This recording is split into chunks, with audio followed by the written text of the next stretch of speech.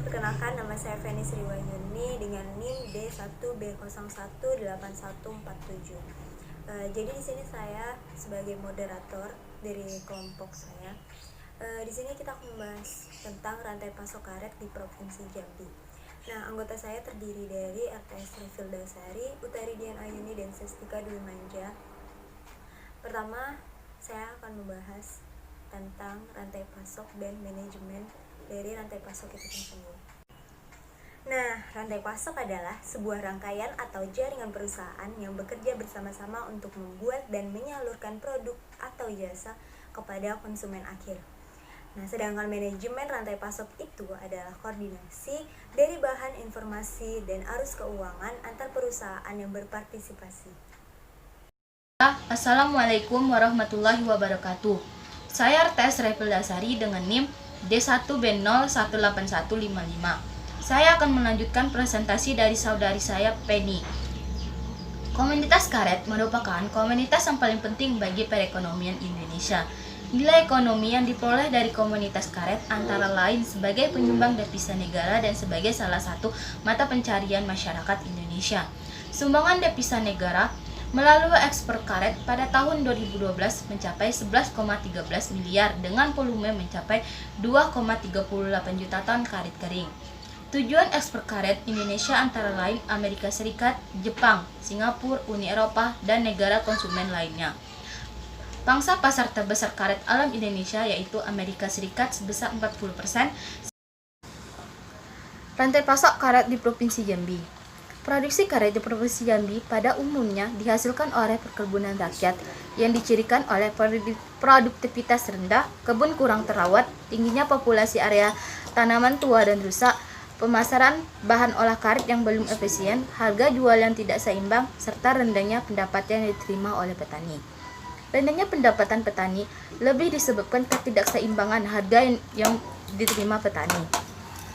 Hasil penelitian Asma dan Hasnani menunjukkan bagian harga yang diterima petani karet di Provinsi Jambi hanya mencapai 20-40%. Menurut Napitu Kulupu, rendahnya bagian harga yang diterima petani merupakan dampak dari rantai pemasaran karet yang panjang, tingginya margin yang diterima pedagang, kualitas rendah, serta rendahnya posisi tawar petani. Oleh karena itu, diperlukan penataan sistem rantai pasok. Rantai pasok merupakan bagian dari sistem pemasaran yang menunjukkan hubungan antara lembaga-lembaga pemasaran yang dikoordinasi oleh satu lembaga. Pihak yang terlibat dalam rantai pasok tidak hanya produsen dan pemasok, tetapi juga transportasi dan pengudangan, pengecer, bahkan konsumen akhir. Di lain pihak, pemasar dalam mendistribusikan produknya umumnya bertindak relatif independen antara satu dengan yang lainnya. Hal ini mengakibatkan distorsi informasi di sepanjang saluran distribusi produk yang berujung pada pengiriman yang tidak tepat waktu dan tidak sesuai dengan pemesanan. Hal tersebut dapat dihindari apabila terdapat kolaborasi dan integrasi yang baik antara pelaku rantai pasok. Peningkatan kinerja rantai pasok dapat melalui integrasi rantai pasok, yaitu melakukan perencanaan bersama, mengurangi biaya pemesanan dengan menggunakan outsourcing bahkan baku setengah jadi, mengurangi waktu siklus dan tingkat persediaan, serta mengurangi ketidakpastian bisnis. Rantai pasok yang baik akan memberikan hasil produk lebih baik dan meningkatkan nilai tambah produk tersebut. Sejalan dengan penelitian Japor dan James, pada prinsipnya rantai pasok memiliki peran untuk menambah nilai kepada produk. Menurut Narakusuma, Fauzi, dan Firdaus, perhitungan nilai tambah dapat dilakukan dengan dua cara, yaitu menghitungnya selama proses pengolahan atau pada proses pemasaran. Dalam sistem rantai pasok karet terdapat dua faktor yang sangat berpengaruh, yaitu kapasitas pabrik pengolahan dan tingkat efisiensi sistem pemasaran.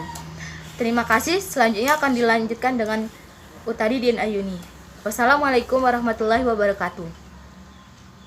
Perkembangan volume dan nilai ekspor karet di Provinsi Jambi pada periode 2008 sampai dengan 2011 mengalami peningkatan dibandingkan tahun sebelumnya. Pada tahun 2008, ekspor karet di Provinsi Jambi hanya sebesar 188.359.660 dan meningkat menjadi 354.678.100 kilo. Volume ekspor juga tertinggi tahun 2011 sebesar 354.678.100. Namun, tingginya harga jual karet oleh eksportir belum sepenuhnya dirasakan oleh petani. Hal ini ditunjukkan dari penggerakan harga karet selama tahun 2008 sampai 2013, harga di tingkat eksportir mengalami peningkatan yang cukup besar bila dibandingkan harga karet di tingkat petani. Peran komunitas karet cukup berarti dalam perekonomian di Provinsi Jambi, tetapi perannya terhadap peningkatan kesejahteraan petani belum signifikan. Masalah mendasar yang dihadapi petani karet di Provinsi Jambi adalah posisi tawar. Petani lemah dalam proses penentuan harga karena kurangnya akses informasi harga, keterikatan petani dengan pedagang pengumpul, dan belum berfungsi pasar lelang dengan baik. Rantai pasok karet di Provinsi Jambi. Produksi karet di Provinsi Jambi pada umumnya dihasilkan oleh perkebunan rakyat yang dicirikan oleh produktivitas rendah, kebun kurang terawat, tingginya populasi area tanaman tua dan rusak, pemasaran bahan olah karet yang belum efisien, harga jual yang tidak seimbang, serta rendahnya pendapatan yang diterima oleh petani. Rendahnya pendapatan petani lebih disebabkan ketidakseimbangan harga yang diterima petani. Hasil penelitian Asma dan Hasnani menunjukkan bagian harga yang diterima petani karet di Provinsi Jambi hanya mencapai 20-40%. Menurut Napitupulupu, rendahnya bagian harga yang diterima petani merupakan dampak dari rantai pemasaran karet yang panjang, tingginya margin yang diterima pedagang, kualitas rendah, serta rendahnya posisi tawar petani. Oleh karena itu, diperlukan penataan sistem rantai pasok. Rantai pasok merupakan bagian dari sistem pemasaran yang menunjukkan hubungan antara lembaga-lembaga pemasaran yang dikoordinasi oleh satu lembaga. Pihak yang terlibat dalam rantai pasok tidak hanya produsen dan pemasok, tetapi juga transportasi dan pengudangan, pengecer, bahkan konsumen akhir. Di lain pihak, pemasar dalam mendistribusikan produknya umumnya bertindak relatif independen antara satu dengan yang lainnya. Hal ini mengakibatkan distorsi informasi di sepanjang saluran distribusi produk yang berujung pada pengiriman yang tidak tepat waktu dan tidak sesuai dengan pemesanan. Hal tersebut dapat dihindari apabila terdapat kolaborasi dan integrasi yang baik antara pelaku rantai pasok. Peningkatan kinerja rantai pasok dapat melalui integrasi rantai pasok, yaitu melakukan perencanaan bersama, mengurangi biaya pemesanan dengan menggunakan outsourcing bahkan baku setengah jadi, mengurangi waktu siklus dan tingkat persediaan, serta mengurangi ketidakpastian bisnis. Rantai pasok yang baik akan memberikan hasil produk lebih baik dan meningkatkan nilai tambah produk tersebut. Sejalan dengan penelitian Japor dan James, pada prinsipnya rantai pasok memiliki peran untuk menambah nilai kepada produk. Menurut Narakusuma, Fauzi, dan Firdaus, perhitungan nilai tambah dan dapat dilakukan dengan dua cara, yaitu menghitungnya selama proses pengolahan atau pada proses pemasaran. Dalam sistem rantai pasok karet, terdapat dua faktor yang sangat berpengaruh, yaitu kapasitas pabrik pengolahan dan tingkat efisiensi sistem pemasaran. Terima kasih. Selanjutnya akan dilanjutkan dengan Utari Dian Ayuni. Wassalamualaikum warahmatullahi wabarakatuh. Assalamualaikum warahmatullahi wabarakatuh. Saya Utari Dian Ayuni dengan NIM D1B018164 akan melanjutkan presentase dari teman saya yang sebelumnya, yaitu mengenai sebaran responden petani menurut jenis kelamin, usia, lama pendidikan, dan pengalaman kerja. Di sini kita bisa lihat pada tabel, yaitu menunjukkan identitas petani karet berdasarkan umur, tingkat pendidikan, dan pengalaman bertani. Berdasarkan hasil penelitian memperlihatkan bahwa petani karet di daerah tersebut sebagian besar adalah pria berumur 15-64 tahun, sehingga masih tergolong usia produktif. Tingkat pendidikan petani tergolong rendah karena sebagian besar adalah lulusan sekolah dasar. Hanya sebagian kecil yang mengenyam pendidikan tinggi. Usia produktif tersebut menyebabkan pengalaman petani karet dalam usaha tani cukup tinggi, yaitu sekitar 10-20 tahun. Pengalaman dalam usaha tani ini juga diperlukan dalam responden terhadap inovasi teknologi. Faktor umur, pendidikan, dan pengalaman mempunyai peran penting bagi petani dalam mengembangkan usaha taninya, baik dari segi produksi maupun produktivitas. Dalam usia produktif dan didukung tingkat pendidikan dan pengalaman yang memadai akan membuat petani lebih rasional dalam mengambil keputusan untuk memilih jenis komoditi dan skala usahanya. Kita lanjut pada slide berikutnya, yaitu pola saluran pemasaran karet di Kabupaten Tebo. Dapat dilihat dari gambar. Dari hasil survei yang dilakukan, terdapat 4 pola saluran pemasaran karet di Kabupaten Tebo. Yang pertama, pola 1, yaitu petani, pedagang pengumpul desa, pedagang pengumpul kecamatan, pedagang besar, serta sampai ke pabrik. Pola kedua, yaitu petani, pedagang pengumpul desa, pedagang besar, pabrik. Pola ketiga, petani, pasar lelang, pabrik. Dan pola keempat itu sendiri yaitu petani, UPPB, dan pabrik.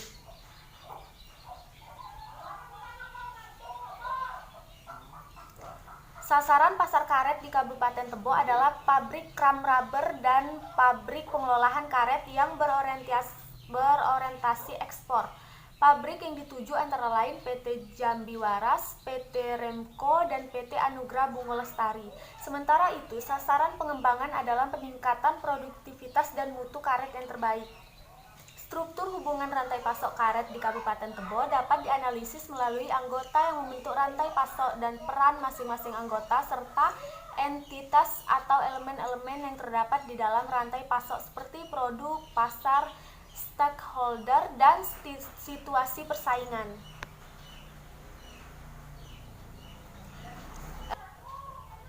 Mungkin itu saja yang dapat saya jelaskan, lebih dan kurangnya mohon dimaafkan. Akan dilanjutkan oleh teman saya di slide berikutnya. Terima kasih. Baiklah, saya akan melanjutkan penjelasan dari Utari Dian Ayuni. Saya akan menjelaskan tentang kinerja rantai pasok karet di Kabupaten Tebo. Kinerja rantai pasok dapat diukur melalui perhitungan biaya total rantai pasok yang terdiri dari penjumlahan harga di tingkat petani, biaya transportasi dan pengemasan, biaya markup, serta pemborosan akibat barang reject dan biaya kehilangan dalam transportasi. Lembaga yang terdapat pada rantai pasok karet terdiri atas pedagang pengumpul desa, pedagang pengumpul kecamatan, pedagang besar, lelang, dan Sourcing Development Officer atau SDO. Tingkat efisiensi suatu sistem pemasaran dapat dilihat dari penyebaran rasio keuntungan dan biaya.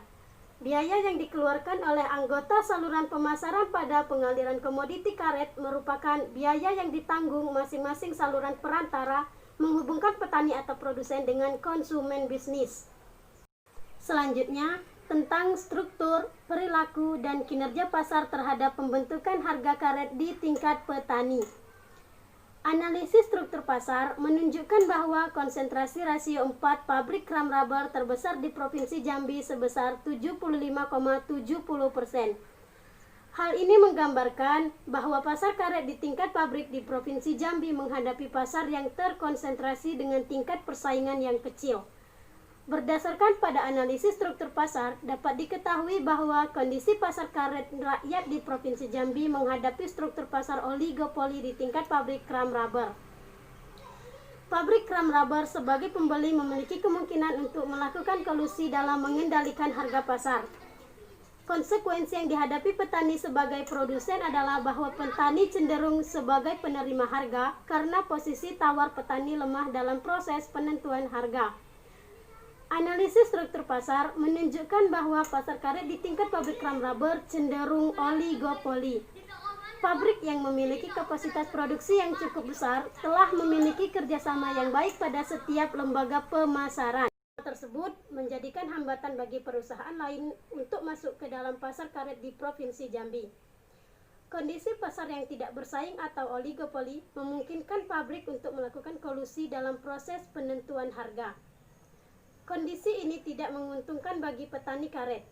Bentuk struktur pasar oligopoli dan keterikatan permodalan yang dilakukan oleh petani dengan pedagang pengumpul menyebabkan kondisi tawar petani lemah dalam proses penentuan harga. Dan petani tidak memiliki alternatif lain dalam menyalurkan bokar kepada pedagang pengumpul. Pada sistem pembayaran peminjaman dari pedagang pengumpul, petani akan melunasi pinjaman dengan hasil penjualan bokar oleh petani dan terdapat suatu kewajiban untuk menjual bokar kepada pedagang pengumpul tersebut sehingga petani cenderung sebagai penerima harga. Nah, tadi sudah beberapa dijelaskan oleh teman-teman saya bahwasannya kita membahas tentang rantai pasok di Kabupaten Provinsi Jambi, salah satunya itu di Tebo. Nah, saya akan menyimpulkan bahwasannya di Kabupaten Tebo terdapat 4 pola saluran pemasaran karet rakyat dengan melibatkan 3-6 anggota. Struktur pasar karet rakyat Provinsi Jambi ini yaitu berupa struktur pasar oligopoli. Nah, keterbatasan akses permodalan informasi harga dan alternatif saluran pemasaran menyebabkan posisi tawar petani lemah. Harga yang diterima petani paling tinggi itu 56,88%. Nah, di sini perlu adanya dukungan dan peran kelembagaan yaitu koperasi untuk meningkatkan kinerja pemasaran karet rantai pasok Provinsi Jambi. Nah, keterlibatan petani dalam kegiatan kelompok tani dan koperasi diharapkan mampu meningkatkan produktivitas karet dan mengurangi ketergantungan terhadap pedagang pengumpul. Baik, itu tadi adalah kesimpulan dari rantai pasok karet di Provinsi Jambi. Salah satunya itu di Kabupaten Tebo. Nah, begitulah presentasi dari kelompok saya. Lebih dan kurangnya mohon maaf. Saya akhiri dengan wabillahi taufiq walhidayah. Wassalamualaikum warahmatullahi wabarakatuh.